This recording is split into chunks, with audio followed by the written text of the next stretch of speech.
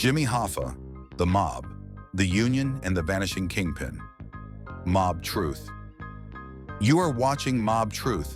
Subscribe now and join the family, soldier. And don't forget to check out the official Mob Truth merch, linked below. Detroit, the Motor City, where industry boomed and unions became the heartbeat of the working man. But behind the picket signs and promises of fair wages, power and corruption walked hand in hand. At the center of it all stood one man, Jimmy Hoffa. To some, he was a hero of the workers. To others, he was a ruthless power broker with dangerous ties.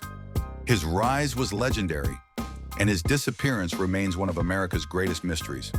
Detroit in the 1930s and 40s, a city alive with industry, but boiling with tension. Workers demanded dignity, fair wages, and the right to be heard. Out on the streets, fists were raised high, voices united in defiance, and one name began to rise above the noise: Jimmy Hoffa. Why'd Teamsters march? Hoffa became the voice of the working man. Through the Teamsters union, he promised strength in numbers, an army of laborers standing shoulder to shoulder. But behind the chants and signs of solidarity lay a growing web of influence, one that would connect the shop floor to the smoky backrooms of organized crime. By the 1950s, Jimmy Hoffa wasn't just another labor leader. He was the voice of America's working class. From the podium, his speeches carried the rhythm of a fighter and the confidence of a man who knew the crowd belonged to him. To the rank-and-file Teamsters, Hoffa was a savior. He talked about fair wages, strong pensions, and security for the families of truck drivers who spent long nights on the road. When Hoffa spoke, men believed him, because he came from their world. He wore their struggles like armor. But Hoffa's rise wasn't built on promises alone. Behind the thunder of applause was a machine powered by money and influence. Union dues poured in by the millions, funding not just contracts and strikes, but political favors and backroom negotiations. Briefcases stuffed with cash moved quietly from office to office, ensuring loyalty, fear, and control. For Hoffa, this was strategy, not corruption. He believed that power was the only language America's elite understood. And if the mob could provide muscle, Hoffa wasn't afraid to shake their hand. To him, the union's survival came first, no matter the cost. By the 1950s, Jimmy Hoffa wasn't just another labor leader. He was becoming a symbol of working-class power.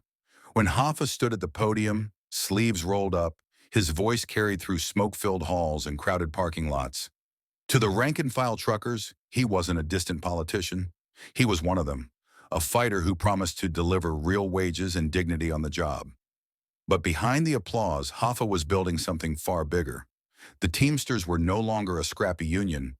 They were a machine powered by money, contracts, and raw influence. Union dues poured in by the millions, giving Hoffa a war chest that made politicians pay attention. That money funded campaigns, secured contracts, and bought favors that stretched from Detroit to Washington. Hoffa understood leverage better than anyone. Strikes weren't just about workers walking out.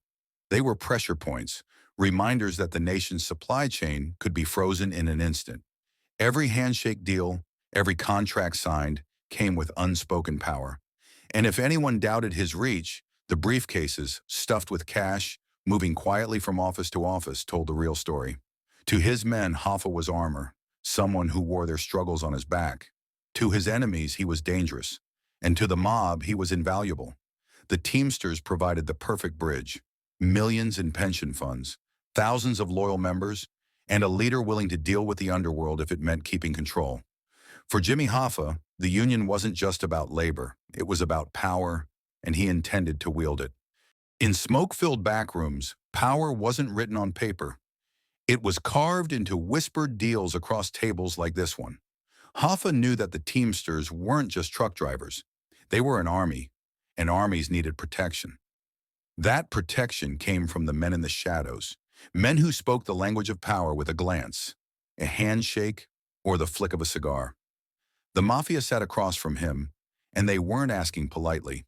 They offered what the law could never give: muscle, money, and silence. With the mob behind him, Hoffa could deliver contracts, strikes, and victories that made workers worship him. Without them, he was just another union man shouting into the wind. Every favor asked came with a price. Every envelope of cash slid across the table meant another tie binding him deeper into the underworld. And Hoffa embraced it. For him, deals struck in these smoky rooms weren't betrayals of the working man. They were the only way to guarantee victory. By the mid-20th century, the line between labor and organized crime had blurred into one. To outsiders, Hoffa was the voice of the working class. But here, in rooms like this, he was something else. A partner, a power broker, a man the mob could trust. And that partnership would carry him to heights no labor leader in America had ever reached, and eventually to the danger that would consume him. Investigators would later say that what started as protection soon became partnership. The Teamsters' vast pension fund, a mountain of cash meant for working men's retirements, turned into leverage. Loans were approved for construction projects, trucking outfits, and glitzy developments far from Detroit. According to federal files and courtroom testimony, some of those loans flowed into hands tied to organized crime. The union got influence, the underworld got capital, and Jimmy Hoffa stood at the center of the exchange. There were gatekeepers around that money.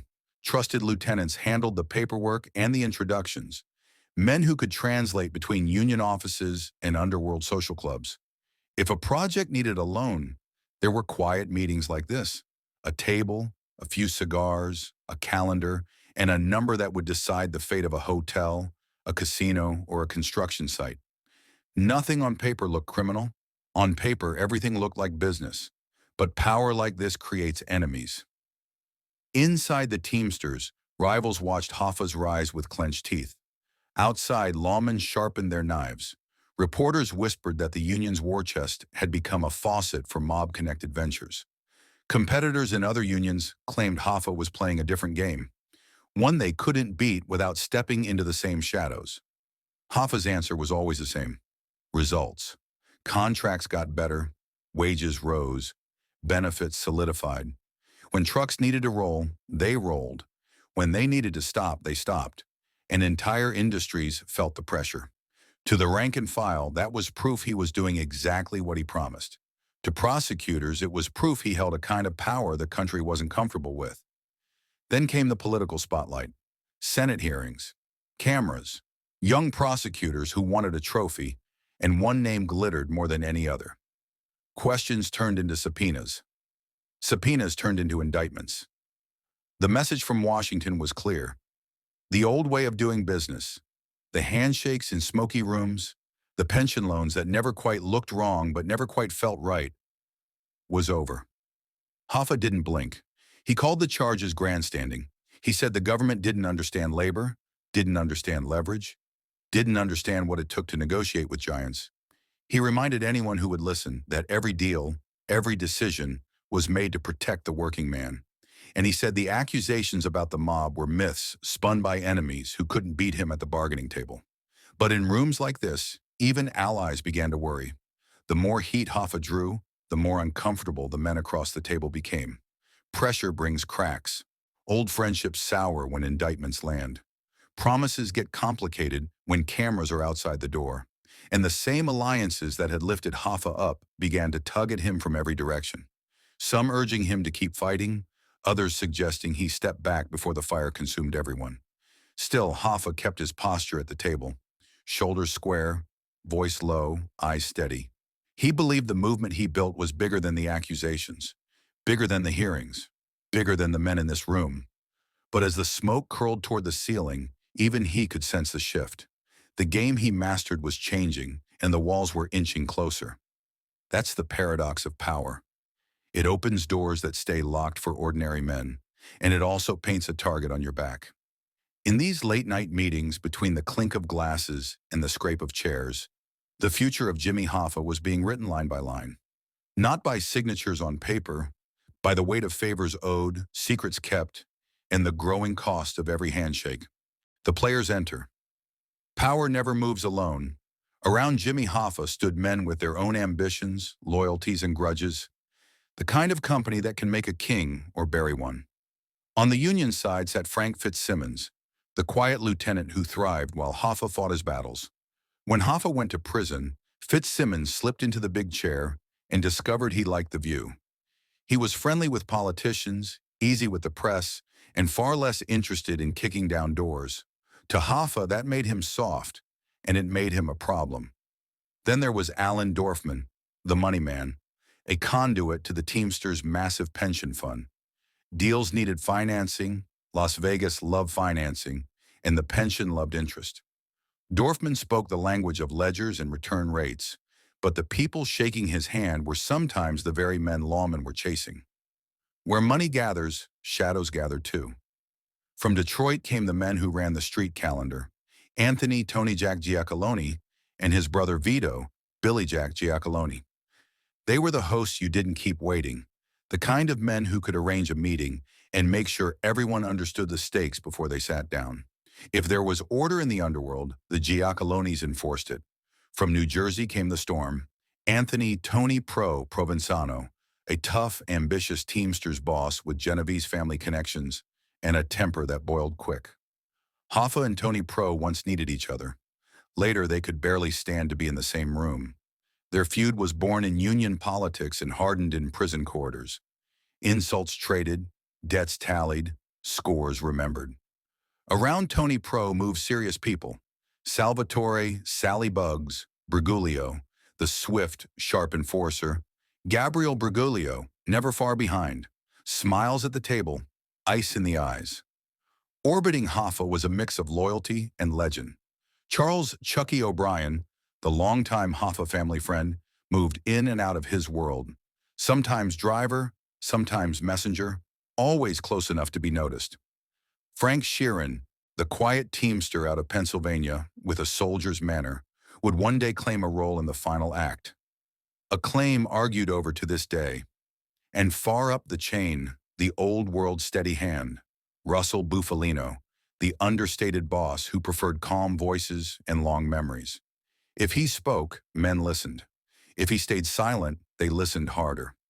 Across from all of them stood the government, gathering files and sharpening questions. In Washington, a young senator named Robert F. Kennedy had already clashed with Hoffa at televised hearings. A duel of grins and barbs that turned into a vendetta when Kennedy became Attorney General. To Hoffa, RFK was a grandstander who didn't understand labor. To RFK, Hoffa was the symbol of the rot he was determined to cut out. This was the board. Union chiefs, money men, street bosses, government crusaders, each pulling a thread tied to Hoffa's name. And Jimmy, for all his strength, was standing in the middle, daring anyone to move him. When Hoffa looked around these rooms, he didn't see villains and saints. He saw leverage. Men who could deliver votes, trucks, silence, financing, and fear. But leverage is rented, never owned. Friendships thin when indictments land. Memories sharpen when power shifts.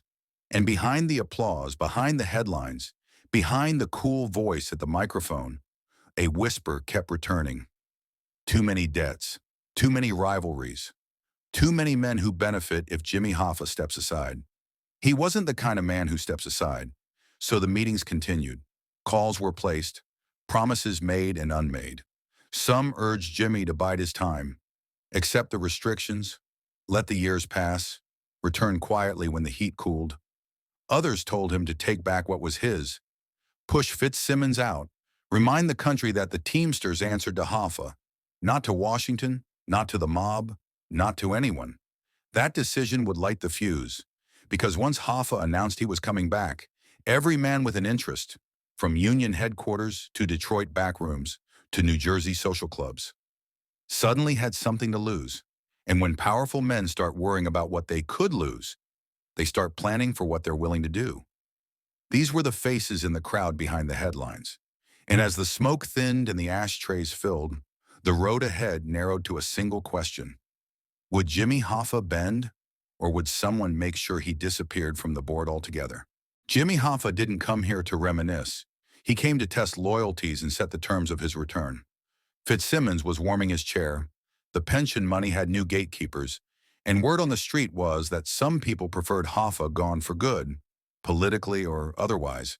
So he sat under the bulb, stone-faced, and sent a message. The Teamsters were built on his fights, his strikes, his deals. He wanted the backing to take his seat again, and the men who controlled meetings, money, and muscle were about to show whether they were with him or in his way. Prison years. Power met a concrete wall. Federal prosecutors finally got what they wanted. Jimmy Hoffa in a federal cell. The charges carried headlines: jury tampering, corruption, pension abuses, the exact mix that made the public nod and the press lean in. To his enemies, it was justice. To Hoffa, it was politics dressed as law. Prison didn't soften him. It focused him. The routine was iron. Counts, gates, the scrape of boots down a corridor. But inside that schedule, Hoffa built another kind of order. He read files, replayed deals in his head, kept a running ledger of loyalties. He lifted weights, kept his posture, made sure every guard and every inmate knew he wasn't broken. If they took his freedom, they didn't take his will. And prison brought old tensions into close quarters. There were other union men doing time, men with their own fiefdoms and their own tempers. One name kept circling his orbit: Anthony Tony Provenzano. Once an ally, now a rival with a long memory.